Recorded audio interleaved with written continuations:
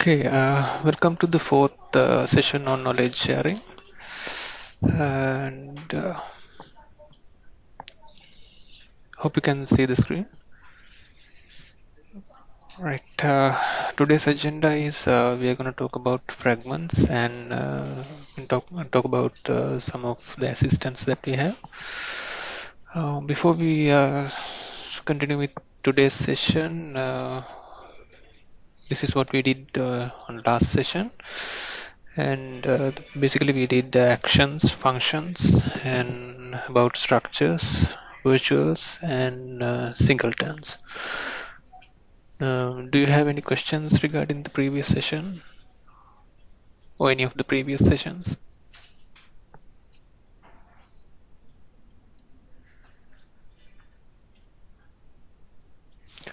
Okay, it seems not. So then we'll continue with today's session. The first thing we're going to talk about is fragments. And so the basic idea behind the fragment is if you are using a same component in many places, for example, selectors, lists, commands, assistants. If those things are called from many places, then we don't need to implement that particular component in each and every place. So we can define it at a single place, and then we can include that. We call it the fragment, and then we can include that fragment into the client. So the other visual components that we use. So we can define it once and use it in many other places. And we can move common client code as well as code related to the projections into these fragments. Yes, I will show you.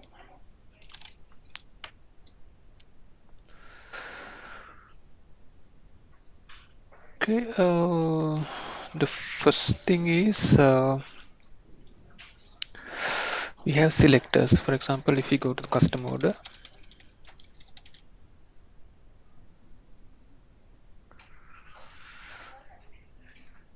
and oops, looks like there's an error in the database. Inside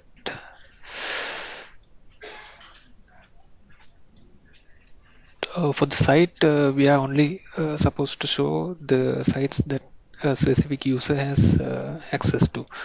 To do that, we in IE we use user allowed sites. The same thing applies to Aurena.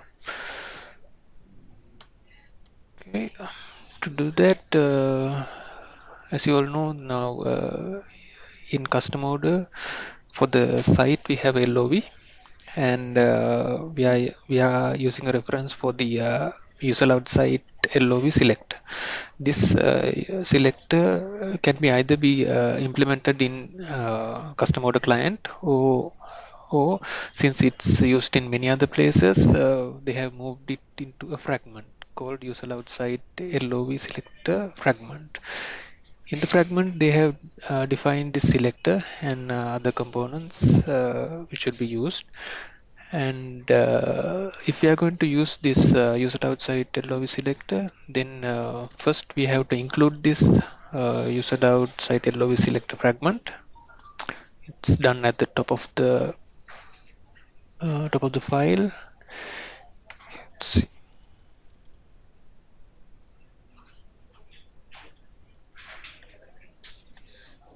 Yeah. Uh, they have included the fragments. The syntax to do that is we specify include and include fragment and then the fragment name. By using this we can use the set selector.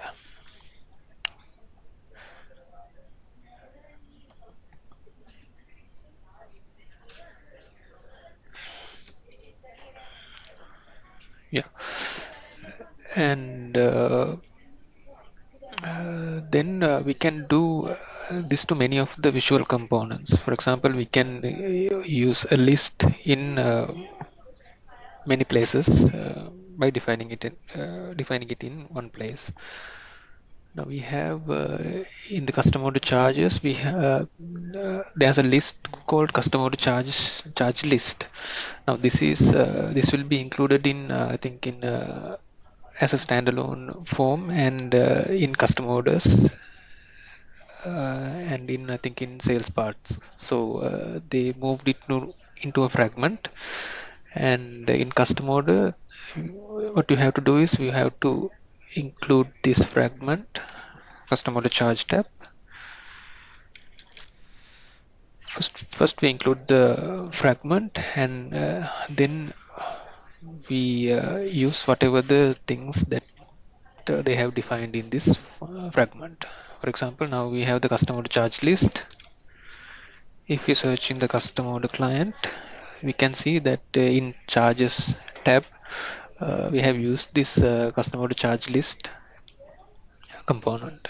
So we only need to specify this line of code, and it will be included into your client.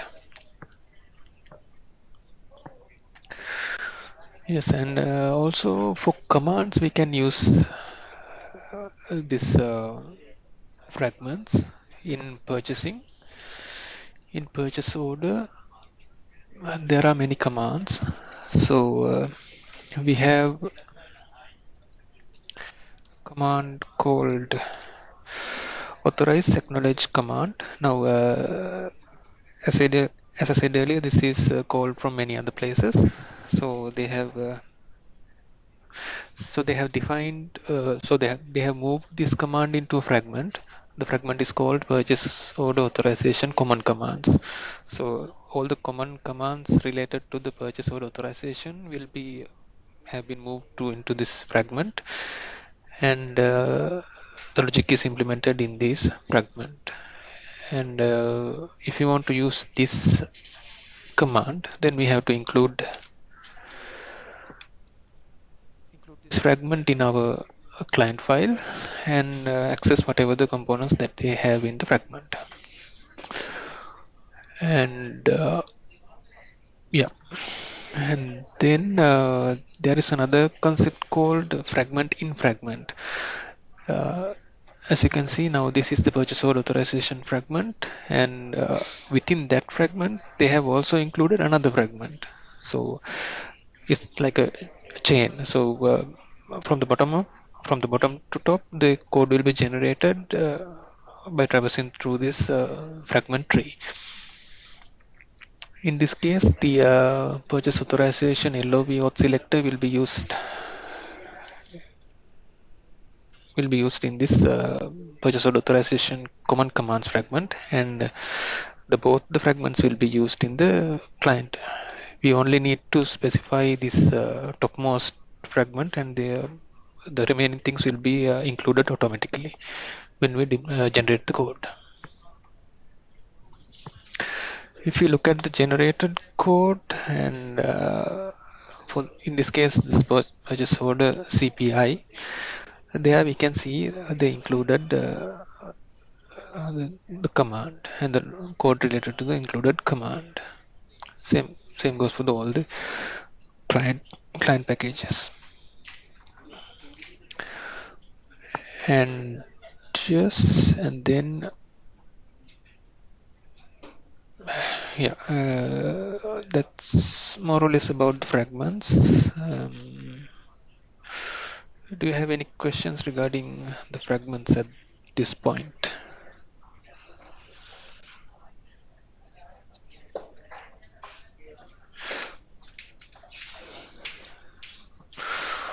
Okay, then we will go to the assistants. Now, yeah, this is the assistant. The same name will be used in the Aurena as well. Earlier, this was called wizards. Here we have to define steps, and this the one of the most famous examples for this assistant is the create company assistant. The same, if I go to the client,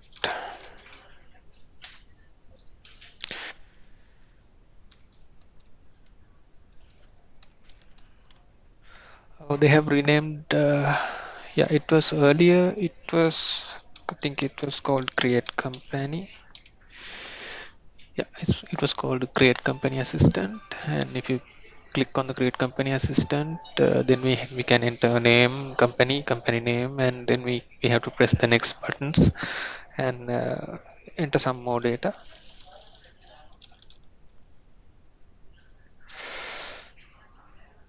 Yeah, likewise. Now they have renamed it to new company. If we click the new company, the assistant will be loaded into the page, and these are the steps that we have. So first, if you have to you have to first fill the red color mandatory fields before moving into the next step. Once all the required fields are entered, then the next step will be we can go to the next step either from clicking on the top or by pressing the next button. Yeah, likewise, we can select what are the languages that we going to use. Yeah, likewise, we have this assistant. Let's see how the coding is done. Yeah, we have create company assistant client and create company assistant projection. Because this assistant will be called only from the navigator from single place, then they have just defined it as a client and projection. If this was called from many other places, then this probably should be moved into a fragment and call that fragment from those places. So as you already know, we have entered this one into the navigator. In this navigator entry, the assistant will be loaded. Here, this is how you define the assistant and the name of the assistant. And we need to have a data source for this one.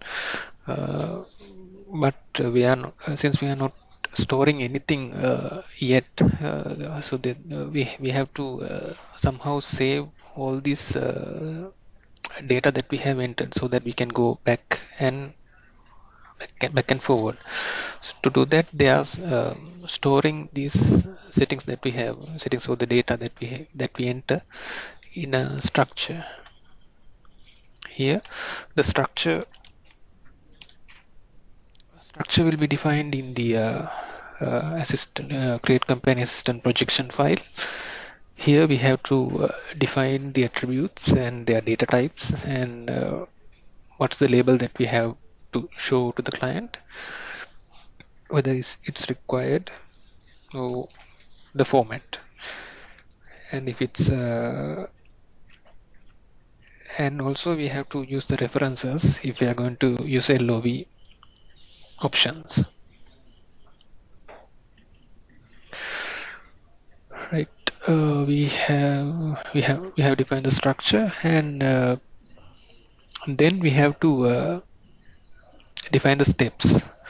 Now we have about 5 or 6 steps here. So under the steps command, we have to define each and every step.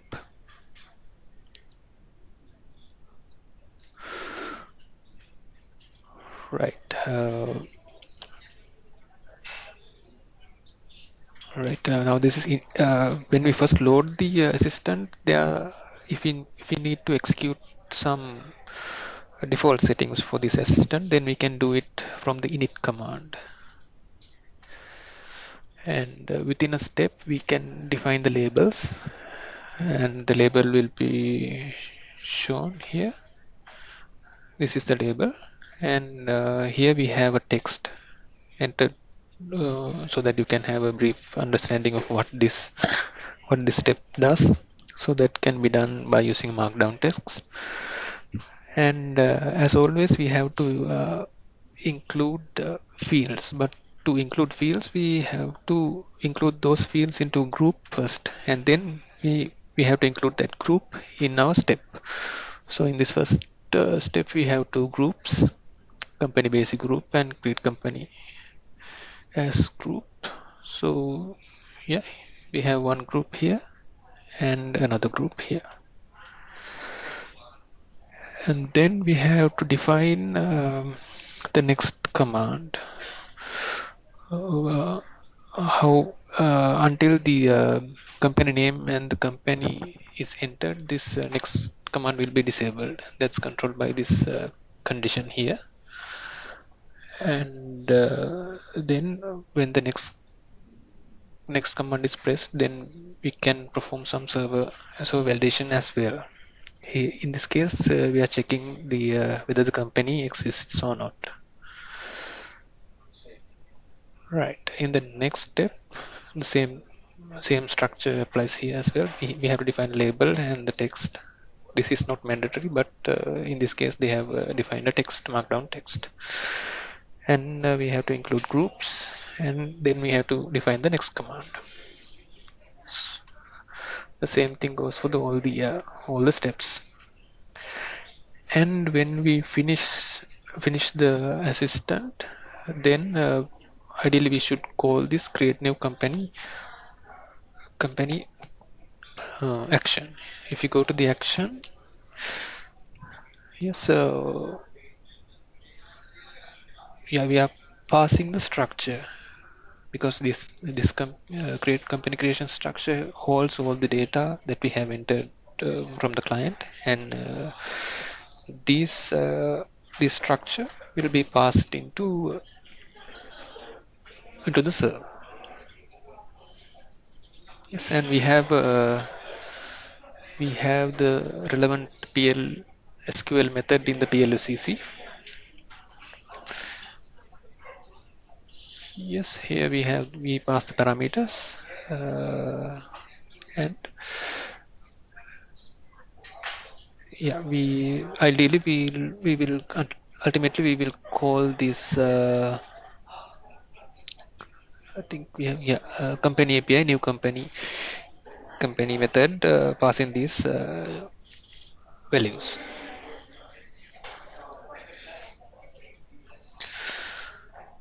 Right, and then we can define a cancel command. If we cancel the assistant midway, then in this case there's an warning.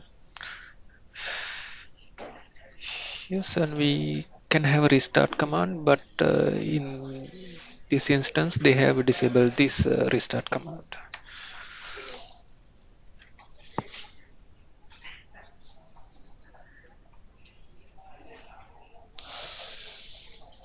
Okay, then we have in this example we are storing a single set of records. Uh, that's yeah, because we are entering a single company. But if we are going to enter multiple records, then we have to use a virtual for that purpose. Now we have this create prepayment based invoice. I will show you in the IE.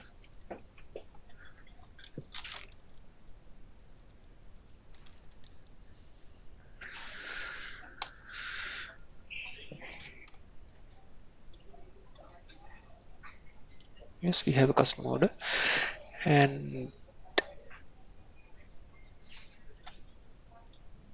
yeah, I have connected the payment. And if you are going to create the invoice here, this will pop up a dialog, and this has a header and a line level. I think for sales tax companies, this from the table can have multiple records, but since this is a VAT company, there's only one record. To cater this kind of multiple records, we have to use an assist a virtual. I will go to the code. Yes, now this is called from handle prepayment based invoice. From handle prepayment based invoice client, we have a command to call this create prepayment based invoice assistant. Uh, when the assistant is loaded, we can pass parameters from the main window, such as order number and paid amount, currency code, and things like that into the assistant via input. And the object key will be the output, and based on this output, there will be some logic in the main window.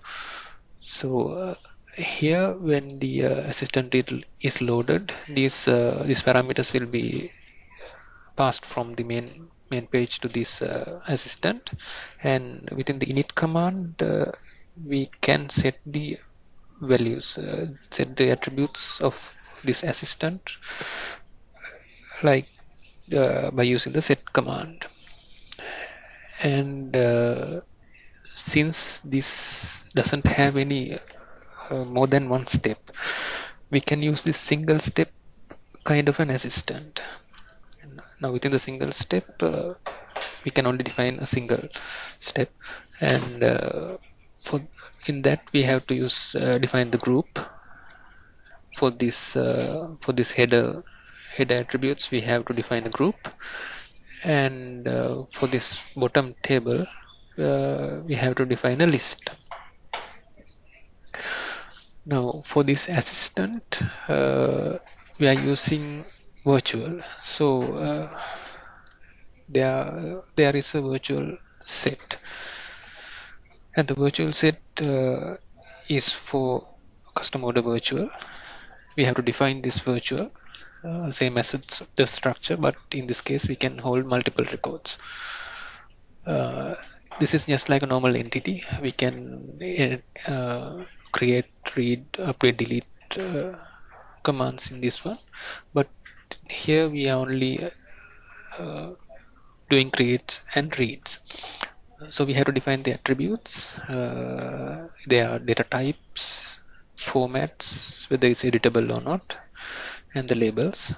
So these will be the header section, header virtual for related to the header section, this header section, and for the child, the child table, we have to define another virtual. In this case, this is tax distribution virtual.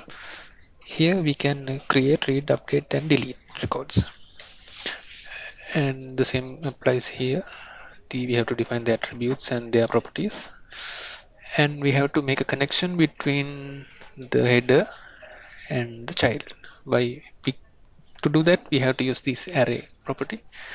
We have to give a name for the proper name for this array with the proper name standards, and do the connection to this child virtual table.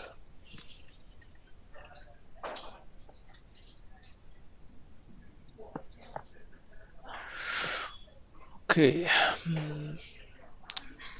Okay, if I show you in Aurena,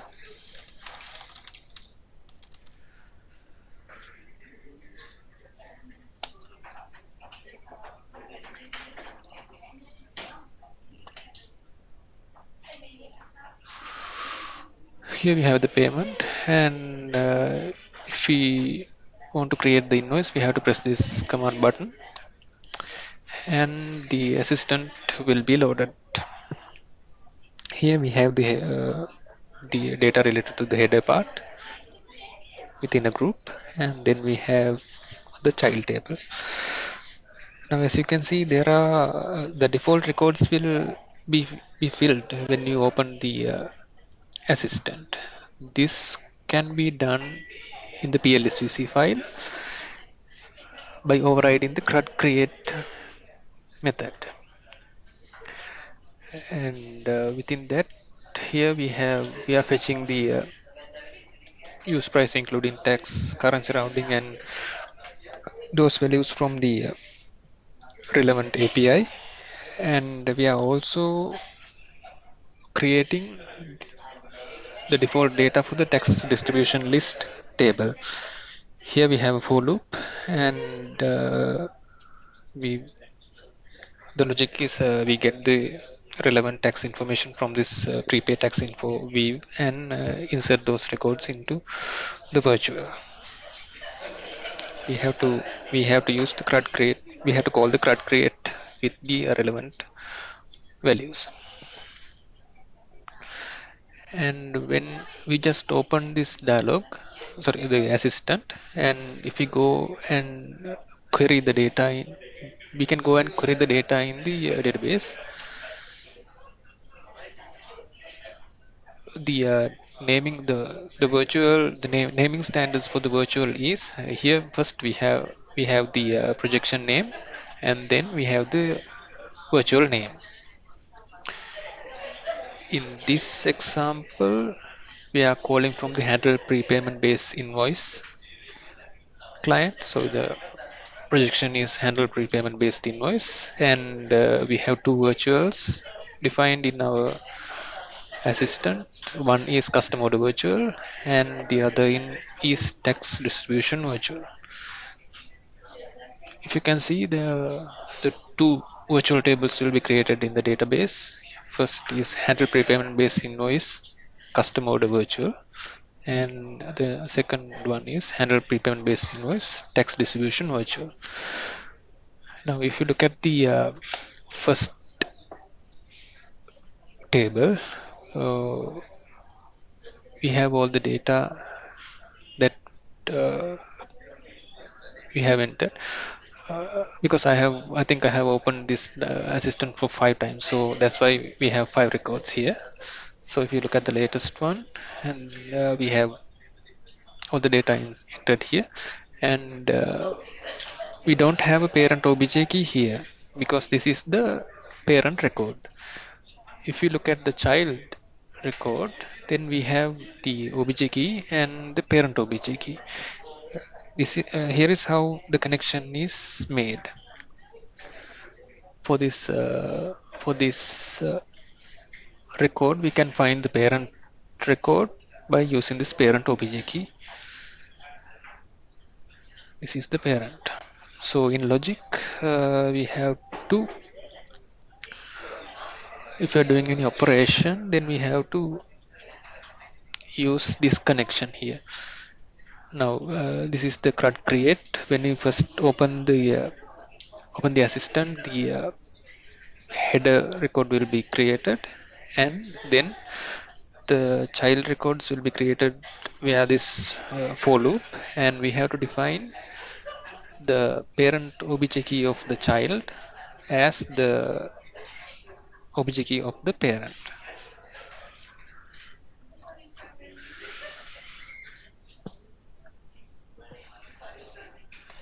Right.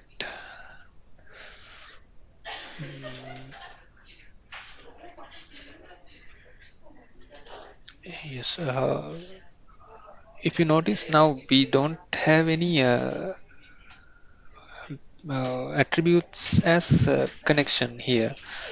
This is done by the business logic. We have to define it using the parent obj key and obj key. So we can just leave the parameters as blank.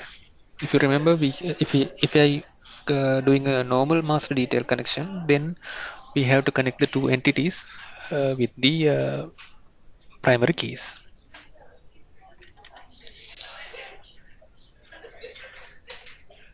And yes, if we change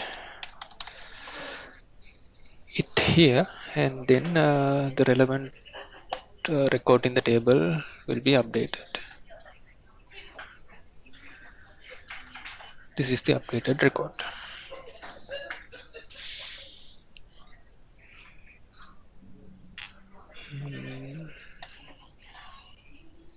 And if you look at the generated SVC file for this handle prepayment based invoice, because we have included all the other fragments into our client and the projection file, these it will go through all the fragments, and the final code will be generated in the SVC, including all those fragments that we have included. So here we have in the generated SVC file, we have the create method for this virtual table. Here is the master, the table from master part, and here's the child part.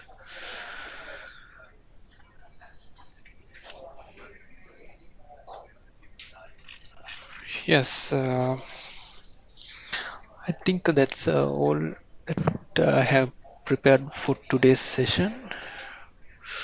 Um, do you have any questions?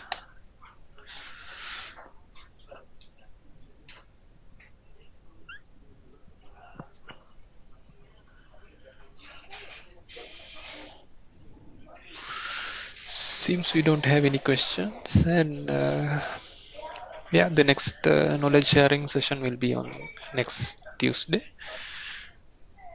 Yeah, and if you don't have any questions, then I think we can end the session today. Thank you for participating.